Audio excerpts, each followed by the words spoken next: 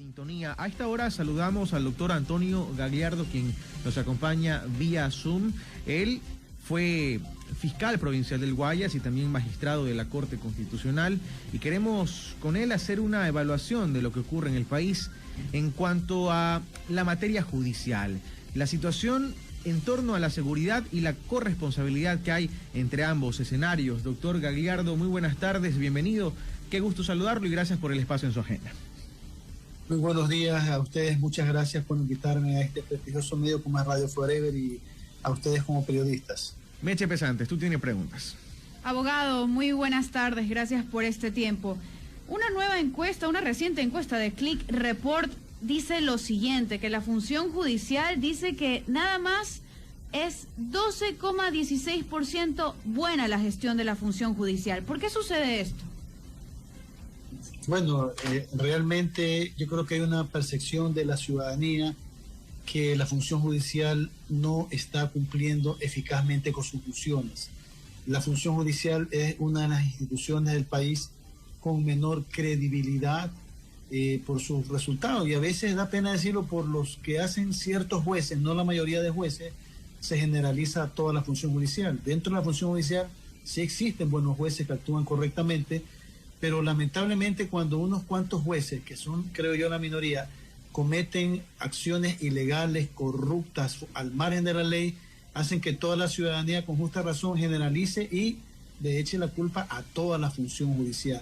Por esta situación de que salen peligrosos delincuentes libres, con habeas corpus. Vea ahora el que estuvo implicado en el tema de la muerte de 5 personas en el Cristo del Consuelo, le habían revocado la orden de prisión preventiva y dado medidas sustitutivas de un grillete, y a los pocos días de estar con esas medidas sustitutivas, echa una bomba y mata a 5 personas y era 17.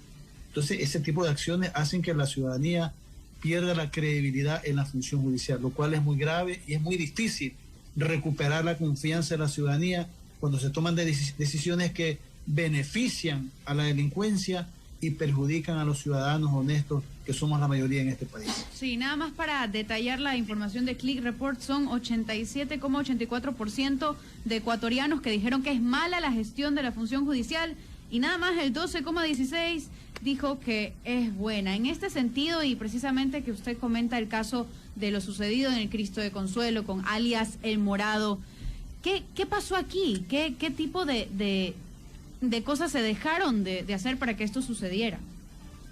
Bueno, este señor ya tenía sus antecedentes delictivos y en este año, en abril, volvió a cometer un delito de tentativa de asesinato contra 7 personas. Estaba con prisión preventiva, apela a la prisión preventiva, sube a una sala de la Corte Provincial y esa sala le revoca la prisión preventiva a 3 jueces de la sala penal y le ponen que ande con grillete electrónico. El señor, con grillete electrónico y todo, a los pocos días de haber recuperado su libertad porque estaba preso, está involucrado como autor confeso de haber puesto la bomba donde murieron 5 personas y quedaron heridas varias personas más, y destruido varias casas, algo que conmocionó a todo el país. Entonces ahí hubo una falla. Los jueces viendo de que este señor tenía sus antecedentes de tentativa de asesinato, juicios por robo, por andar con armas y otros antecedentes más, era de que no le den medidas alternativas a la prisión preventiva y él tenía que quedarse preso por la peligrosidad que revestía. Sin embargo, los jueces, ellos tendrán que explicar por qué lo hicieron. Fueron muy generosos, entre comillas, en revocar la prisión preventiva y disponer que solo ande con un grillete. También la policía, conociendo los antecedentes, él no le hizo un seguimiento. O sea, el señor andaba ahí impunemente ahí caminando, cometiendo infracciones, delitos, e hizo lo que hizo, ¿no? O sea, que hay una corresponsabilidad. Abogado, precisamente a eso iba. ¿Se entiende en algún punto de lo legal? Es decir, ¿tenían todas las medidas para que él quede libre o no había en realidad esta forma? Siempre los jueces van a tener la potestad de revocar la prisión preventiva y poner otro tipo de medidas, ¿ya? Sustituir la prisión preventiva por otras medidas, pero ya queda a criterio del juez. Pero ahí viene la actitud del juez de ver que en estos casos alguien acusado por asesinato, con antecedentes y con otras detenciones más y procesos en marcha, no debieron haberle revocado la prisión preventiva. porque ella era una persona que generaba peligrosidad. Si hablamos de alguien que recién comete una infracción por primera vez, que comete un delito menor, en esas personas, a veces son esos los que están presos en las cárceles. Esas personas que a veces no tienen plata, no tienen abogados, no tienen dinero, no tienen poder, que se robaron una gallina porque se morían de hambre, están presos. Y personas como estas, acusadas de delitos graves, que tienen poder económico, que se buscan buenos abogados, mafias, a veces bufé de abogados para hacer esto, salen libres con la complicidad de ciertos jueces. Entonces esto, más que una cuestión de ley, es una cuestión de cómo se utiliza la ley, cómo se aplica la ley. Estoy seguro que en casos similares no hubiesen hecho lo mismo, pero en este caso, a alguien de esta situación, ahí sí le dieron medidas sustitutivas. Entonces ahí está, la actuación de los jueces debería analizarse, investigarse cómo actuaron estos jueces, qué ocurrió ahí y si es el caso sancionarlo. El Consejo de la Judicatura para eso está, para investigar y si encuentra alguna irregularidad sancionarla. Ojalá que actúe de oficio el Consejo de la Judicatura en este caso y haya algún tipo de sanción. Cuando estemos cerrando la entrevista le voy a consultar acerca de cómo depurar el sistema jurídico. Por lo pronto, Carlos Acoto tiene muchas preguntas para usted acerca de eso. Doctor Gagliardo, buenas tardes. Sí, el caso de Alias Morado en efecto ha llamado la atención, pero no es el único caso. Por ejemplo, esta semana también nos enteramos que un uniformado de la Armada Nacional, hoy detenido por tráfico de drogas, luego de intentar esconder unos bloques de cocaína para comercializarlos, había sido sentenciado años atrás, fue dado de baja y vía judicial logra ser reintegrado a la Armada Nacional. Hoy vuelve a caer. Tenemos también el caso de alias Fideo, uno de los más buscados de Santa Elena. Cae en un operativo en Santa Elena, apela a la prisión preventiva, le dan medidas alternativas y semanas después es detenido nuevamente en un asalto a las bodegas del Ministerio del Interior. Permanentemente se dice que la prisión preventiva es de última ratio, es decir, debe ser la última alternativa, deben agotarse otras primero, pero se procede así con gente peligrosa, ocurre todos los días. ¿Podemos decir que estas decisiones judiciales y que estos jueces son corresponsables de lo que pasa en las calles, de la grave crisis de seguridad que hoy los ciudadanos vivimos? Bueno, tienen su participación, no es que porque los jueces liberan, esa es la razón de la delincuencia, o sea, sencillamente es de que ciertos jueces, por actuar de una forma irregular, favoreciendo a los delincuentes, lógicamente le beneficia a la delincuencia y perjudica a la sociedad. O sea, un juez que actúa de manera proba, correcta, honesta, debe ver también esos antecedentes, también en la fiscalía oponerse, presentar las quejas, apelar cuando sea de apelar, no quedarse callados, no ser cómplices de ese tipo de situaciones. O sea, la fiscalía también tendría su corresponsabilidad. Un fiscal que ve que no actúa correctamente un juez debe presentar la respectiva queja o apelar si es el caso, pero a veces ni apelan. Entonces también hay una complicidad. Entonces los jueces que son, podríamos decir, muy exagerados en dar estas garantías, muy generosos, por decirlo menos, sí son corresponsables de que personas peligrosas salgan. O sea, esta situación de las medidas sustitutivas debe ser para delitos que no tengan mayor connotación pública, delitos menores, personas sin antecedentes, que no registren peligrosidad. Pero si un juez ve que una persona tiene 6, 7, 8, 10 antecedentes, y peor qué tipo de antecedentes, y cogen y le sustituyen la prisión preventiva, eso sí es una burla a la sociedad. O sea, el juez debe oponerse a este tipo de situaciones, la fiscalía también lo debe hacer y presentar las quejas respectivas. Lo que pasa es que ahora estos casos que estamos analizando, que usted con muy buen enfoque los presenta, cuando se hacen públicos a través de los medios de comunicación, es que enseguida viene esta situación que hay la inseguridad por la actuación irregular de jueces. Pero esto se da casi todos los días en otros casos, sino que como no salen en la palestra pública, no cometen un nuevo delito y no se dejan capturar también porque cometen nuevos delitos, es que eso pasa inadvertido. Pero cuando ocurre este tipo de situaciones, ahí es que uno se ve, estos jueces liberaron a esta persona. Entonces debería hacerse una auditoría a estos jueces, si tienen ya muchas quejas, destituirlos, sancionarlos, deben suspenderlos. Yo creo que en la medida en que los jueces vean que cuando cometen una actuación irregular, al margen de la ley, de una manera sospechosa, y son sancionados, y de manera drástica, cero tolerancia, los jueces van a ser más cuidadosos y darán realmente estas medidas sustitutivas cuando corresponda. Una persona que primera vez delinque, no comete un delito mayor, no revela mayor peligrosidad, un sinnúmero de situaciones hacen que un juez diga, bueno, en vez de que esté preso, esté enfrentando el proceso libre. Pero si ve personas con estos antecedentes, con este quilate de antecedentes, con este palmarés de antecedentes delictivos y le da medida sustitutiva, ahí sí el juez tiene una gran corresponsabilidad en liberar a personas peligrosas. Doctor, ¿cómo ve usted el tema del grillete de alias Morado? Que este ha sido uno de los temas que ha causado pues comentarios, señalamientos. Se entendería que un grillete es un dispositivo que permite monitorear a la persona procesada, saber dónde está, saber relativamente qué está haciendo, pero acá este señor estaba involucrándose en actividades delictivas y había confesado que ha formado parte de un atentado terrorista. Vivimos frente a un engaño, es decir, los grilletes no están cumpliendo su objetivo. Sí, bueno, el grillete es simplemente para saber dónde está la persona. Y mire, yo tuve un cliente que ya lo cogí con el proceso en marcha. Él andaba con el grillete, venía aquí a mi oficina por un delito menor, no era algo grave, por una supuesta estafa. Tenía grillete. Oiga, a cada rato lo llamaban. ¿Que dónde estaba? ¿Que qué estaba haciendo? A cada rato lo llamaban. Y tenía que estar cargando ese grillete a cada momento. Ya por suerte le han quitado el grillete, fue sobreseído. Pero yo digo, este señor con semejantes antecedentes no estuvieron pendientes de él, haciéndole un seguimiento. La policía a estas personas con estos graves antecedentes debe hacerle su cierto seguimiento, ¿no? Ahí también quizás falla la inteligencia policial de estar como espiándolo, de estar siguiéndole los pasos, sabiendo que son personas peligrosas, ¿no? También la policía debe hacer conocer estas actuaciones irregulares al Consejo de la Judicatura, para que el Consejo de la Judicatura investigue el accionar de estos jueces.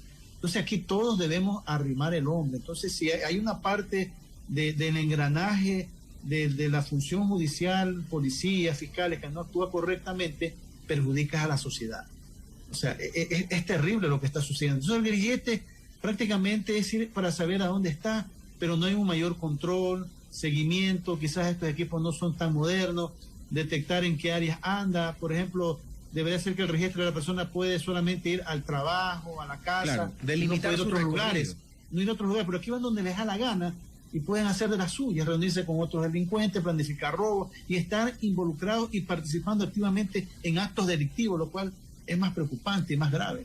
Doctor, es que a mí sí me da la percepción de que, o sí me da la sensación que vivimos en una farsa. Es decir, una persona que tiene una medida alternativa como uso de grillete electrónico hace lo que sea. Cuando está preso, inclusive dentro de la cárcel, sigue haciendo lo que quiera con un celular. Aquellos que son mandos medios, mandos altos en las organizaciones delictivas siguen mandando desde las cárceles. Por ejemplo, hoy se ha determinado, por información de inteligencia de la policía, que el atentado terrorista de la calle 8 en el Cristo del Consuelo, cuyo brazo operativo habría sido este señor alias Morado, se ordenó desde la cárcel mismo. Entonces, es decir, hay que refundar el sistema de justicia en este país porque claramente no está funcionando. Ni siquiera los que están en la cárcel están realmente cumpliendo una sentencia cumpliendo una sentencia así en papeles, digamos, pero no en un proceso de rehabilitación efectivo porque siguen ligados a sus círculos criminales y siguen delinquiendo. Entonces, ¿qué hacemos, doctor? ¿Es falta de norma? Empecemos por ahí, concentrémonos en los jueces y fiscales. Usted decía, a la final, prisión preventiva, sí para quienes han cometido delitos execrables, quienes tienen antecedentes penales, personas peligrosas y medidas sustitutivas para otras personas que están procesadas por delitos menores. ¿Es falta de norma realmente o se puede hacer algo con el Código Penal actual que ha sido reformado? Su última reforma fue apenas en el 2018.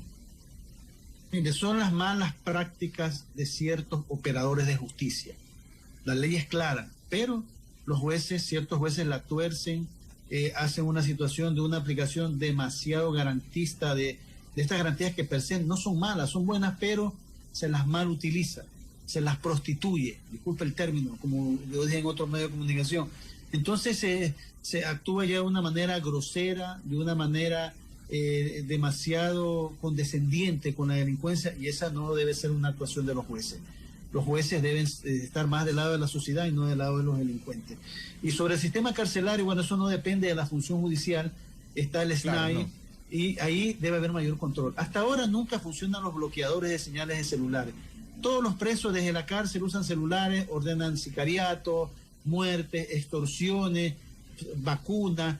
Ya estamos en una situación donde el ciudadano no tiene garantía. Aquí están extorsionando a todo el mundo con las famosas vacunas. El sicariato es algo terrible lo que ocurre en el país. Yo decía en una entrevista, parecemos que vivimos ya en el estado de Sinaloa o en la época de Pablo Escobar en Medellín, con atentados de bomba, muerte de fiscales, asesinatos de fiscales, de jueces, de todo el mundo, abogados, los ciudadanos, sicariato a cada rato, a plena luz del día, no respetan a niños, ya han muerto muchos niños en estos intentos de sicariato, personas que están presas y salen fácilmente libres por corrupción y por malos manejos de la función judicial.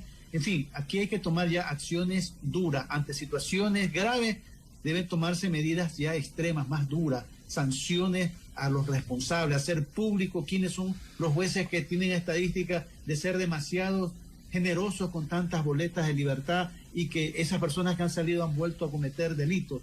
Debe hacerse una estadística, analizar esta situación, pero nadie hace nada, nadie controla nada. Solamente cuando hay un escándalo como este es que sale a la luz pública el problema y se señala a cierta o cual autoridad. Hay problemas gravísimos en el país. La situación delictiva está desbordando y esto vamos a llegar a que cada vez va a ser peor, cada vez es peor. De 305 muertes el año pasado, en el primer semestre, pasamos como a 750, a más del doble. Sí. Ya, en el mismo periodo, estamos terribles. Sí, hay 500 muertes violentas más, 500 muertes violentas más en relación al mismo periodo del año pasado. Es realmente terrible y yo coincido con usted, se requieren tomar medidas de fondo, medidas que permitan, pues, al menos que el ciudadano sienta que hay un plan de seguridad que se puede sostener en el tiempo y que no son medidas parche, que no son medidas apagaincendios, por supuesto que sí, pero por otro lado usted tiene autoridades como el secretario Diego Ordóñez, que públicamente dice que él no ve razones, no ve mayores argumentos para ni siquiera declarar la emergencia en la Policía Nacional y acelerar el acceso a recursos. Entonces uno sí se pregunta qué más tiene que pasar. Pero vamos a dejar ese tema momentáneamente ahí y vamos a hablar de las acciones de protección, de las medidas cautelares, de los habeas corpus. Usted que tiene experiencia en la Corte Constitucional, hoy hay quienes creen que la Corte Constitucional es una voz silente, es decir, no habla, no hay pronunciamiento.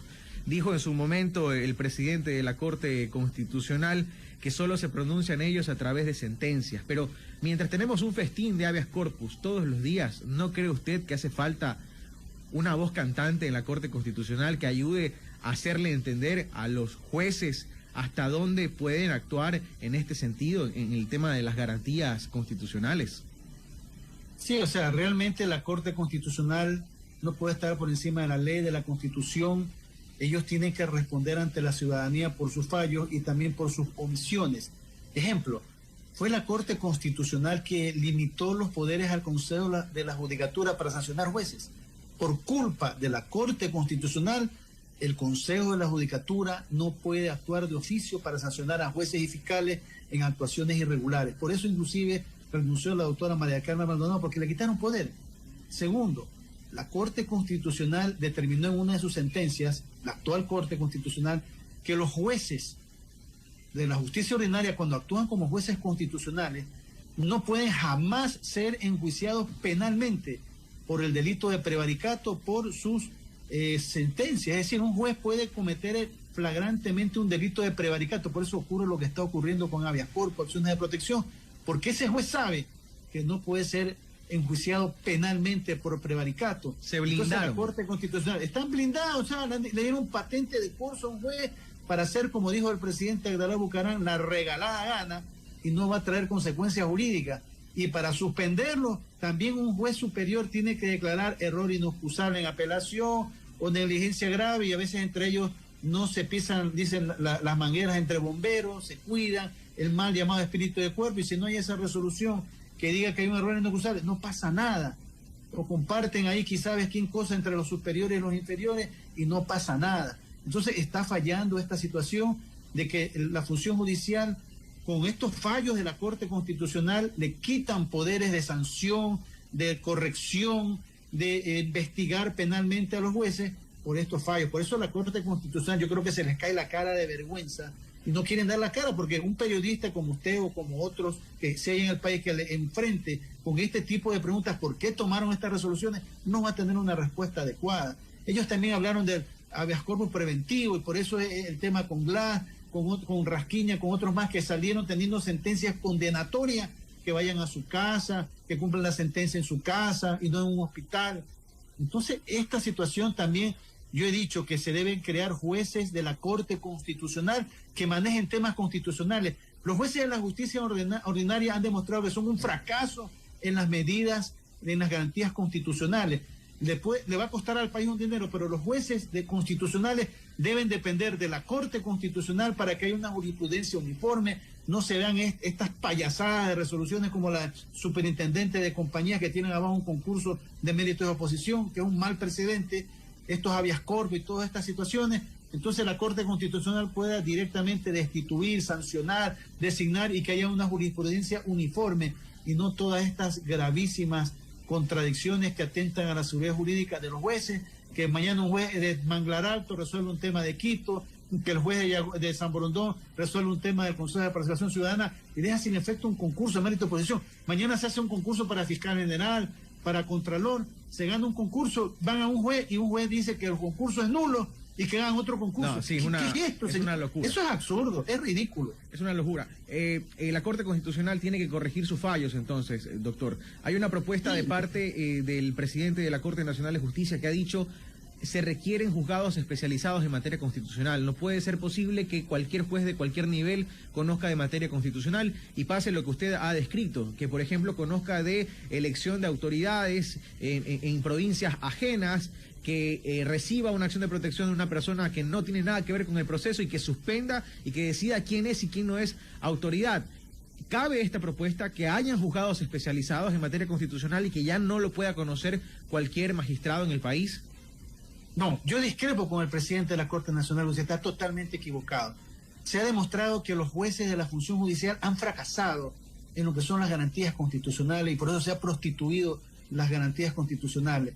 La solución es que haya jueces que no dependan de la función judicial, que no concursen por la función judicial, sean jueces que el concurso lo lleve la Corte Constitucional, que sean jueces dependientes de la Corte Constitucional, que no tengan nada que ver con la función judicial. Entonces, eso sí, yo discrepo totalmente, está equivocado el presidente de la Corte Nacional de Justicia, porque es lo mismo. Ya se ha demostrado el fracaso de la función judicial como jueces de garantías constitucionales.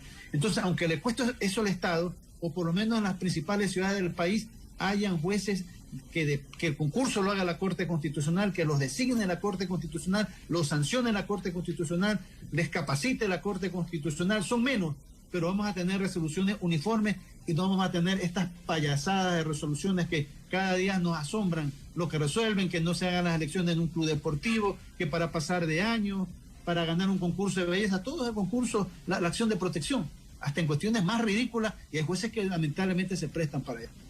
Son las 6 de la tarde con 17 minutos, estamos conversando con Antonio Gagliardo, ex fiscal provincial del Guayas. Y nada más para terminar, y lo que le preguntaba al inicio, que íbamos a retomar al final, ¿cómo devolverle a la ciudadanía la confianza en el sistema jurídico? Bueno, para devolver la confianza debe haber una autodepuración en la misma función judicial y que esos jueces que actúan incorrectamente salgan, no pueden seguir. En la función judicial sí hay buenos jueces, hay excelentes jueces, gente muy correcta, muy honesta, que deben mantenerse y deben ser ascendidos. Sí hay, no está todo perdido, pero esos malos jueces que hacen quedar mal a la función judicial deben salir. Deben, la piden la Corte Constitucional, mientras no hayan estos jueces especiales, reglamentar mejor estas garantías constitucionales, prohibiendo expresamente en qué casos no procede. También debe haber una actuación más dura del Consejo de la Judicatura para sancionar a los jueces y la Corte Constitucional revocar estas sentencias que los jueces no prevarican en garantías constitucionales, revocar esta situación que los jueces para ser sancionados necesitan una declaratoria previa a los mismos jueces para seguirles un proceso de oficio. Esa es la peor alcahuetería que hay. Sinceramente, se ha perdido mucho. Ahora los jueces dicen, no, ahorita no pasa nada, mientras resuelvan, si tengo error inexcusable, no puedo ser enjuiciado penalmente por prevaricato. Entonces hacen lo que les da la regalada gana y resuelven cualquier cosa porque saben que las consecuencias son mínimas. Solo cuando hay un escándalo nacional, cuando hay una presión ciudadana en los medios de comunicación, ahí es que ya el Consejo de tanta presión coge y sanciona a un juez, pero en el resto de los casos no es así. Entonces, en la medida que los jueces vean que sacan a los malos jueces, que se sancionan a los malos jueces, se los mete presos porque actúan peor algunos que los delincuentes, ahí van a pensarlo 1000 veces y actuarán correctamente y la ciudadanía va a recuperar eso en la justicia. El 87% de los ecuatorianos no creen en la función judicial y va a ser difícil recuperar esa credibilidad y deben demostrarlo con hechos y no con palabras, con hechos. Son los hechos los que mandan en esta situación. 6:19 PM. Muchísimas gracias, Antonio Gagliardo, exfiscal provincial del Guayas. Y nada más, a título personal, quiero mandarle un saludo a sus sobrinas, Liuba y Galia, que estuvieron conmigo en la escuela. Ya, mucho Espero gusto. que se encuentren súper bien. Mándele saludos. Cuídese mucho y gracias por este tiempo. Hace bien, un gusto. Siempre un honor estar en su programa. Gracias, doctor Gagliardo. Siempre bienvenido. Son las 6 de la tarde con 20 minutos.